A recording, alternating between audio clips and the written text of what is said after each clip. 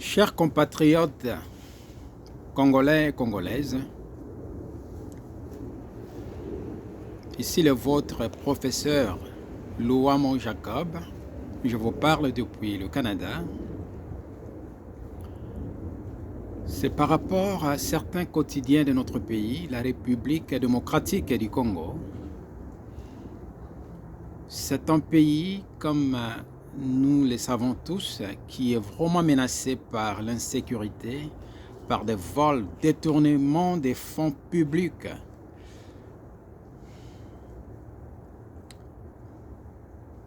Un pays mal géré par les Congolais, qu'ils soient des Congolais de naissance ou pas de naissance. Le pays est tellement mal géré par les Congolais pleins de vocabulaire d'une langue étrangère appelée la langue française.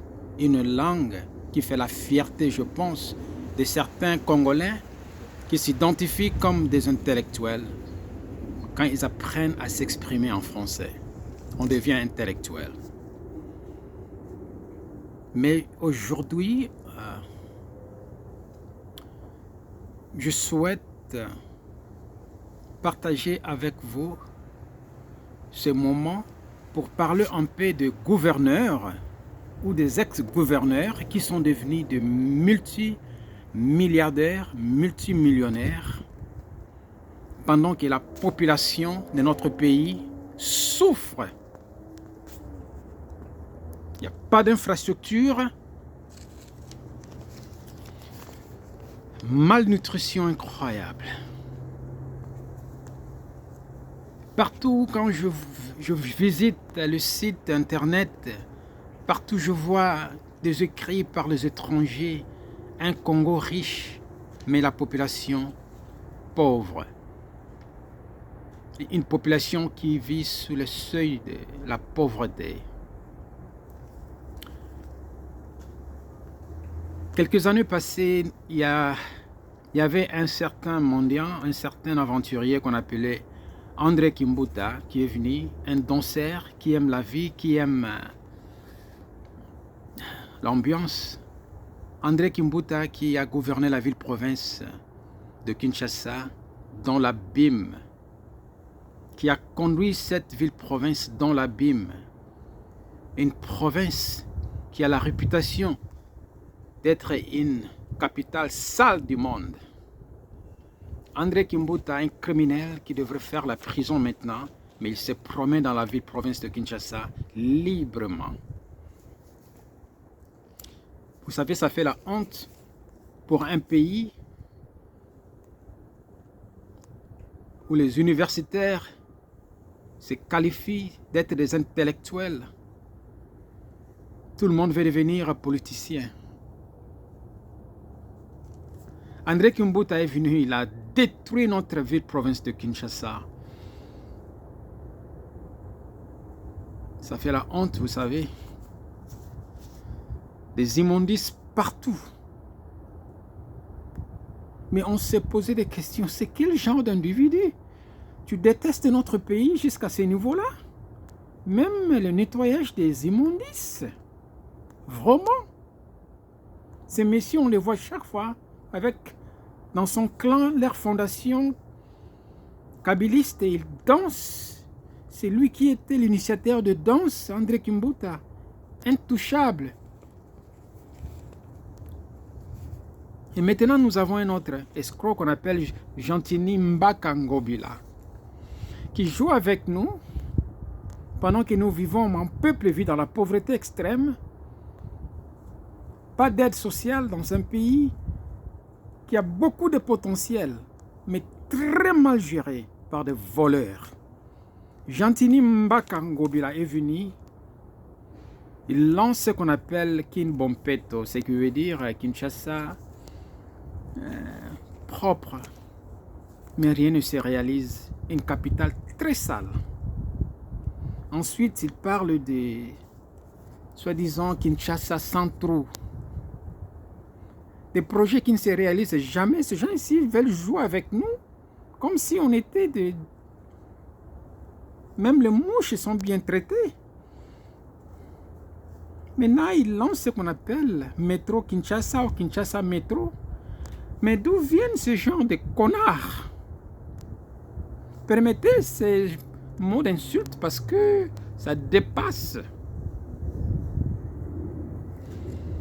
Tout récemment, on a expérimenté aussi, on a été exposé à une bêtise.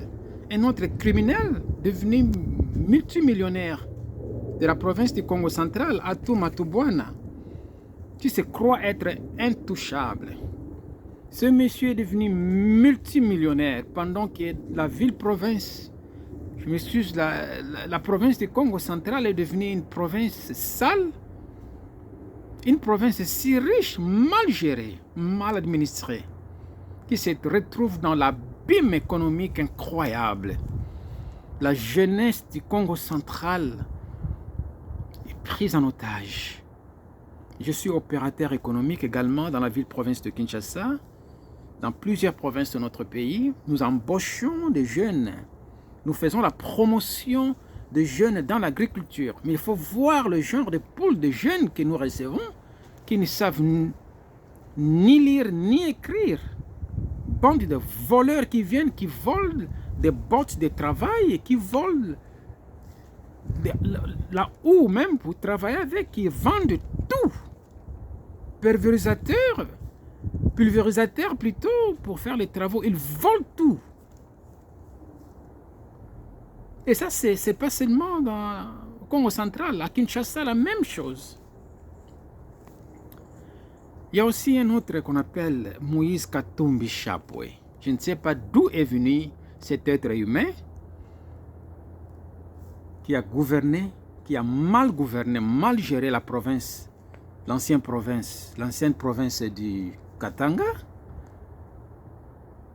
une province qui se retrouve dans l'abîme économique également et qui ne veut pas laisser. Ça, c'est un milliardaire comme nous parlons, un milliardaire en dollars valeur américaine. Et il continue. Il a volé l'argent, le fonds public. Un monsieur qui vendait des poissons quelque part, il prenait, je ne sais pas, quelque part dans ce village où il a grandi. Et ce jeune homme qui a pris fuite quand notre papa, Laurent Désiré Kabila, est venu au pouvoir. Il était recherché, il a pris fuite et il est revenu lors de la prise du pouvoir par force de Kabila. Après avoir sacrifié son papa, Katumbi est venu dans la scène. Ce monsieur est devenu multimilliardaire de fonds publics qui prétend avoir développé la province. Mais quelle insulte! Une province très riche, mais se retrouvant dans l'abîme économique. Et notre criminel. La liste continue. Vous avez aussi dans l'ancienne province